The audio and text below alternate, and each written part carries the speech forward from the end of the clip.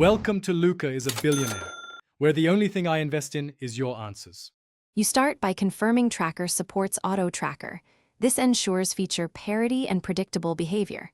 Next, make sure your clip is suitable, steady camera, high contrast target, and minimal motion blur, because the algorithm depends on clear features.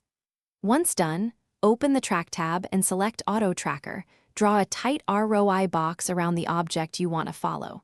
Make note of frame rate and resolution, since these affect search window sizes and performance. This helps later when adjusting sensitivity and search radius. Now you configure parameters. Set search radius to cover expected motion, lower feature threshold to accept faint matches, and enable subpixel accuracy for smoother paths, because precision improves post-processing.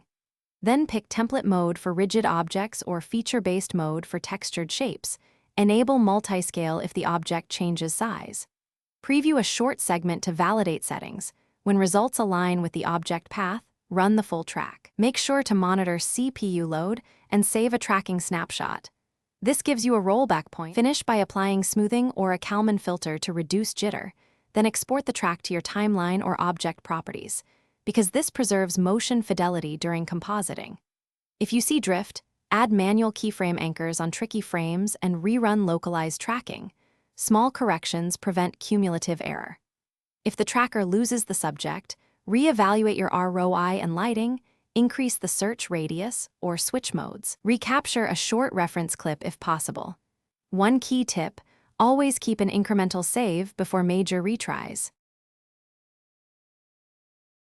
Thanks for watching and please subscribe. It's the best investment you'll ever make.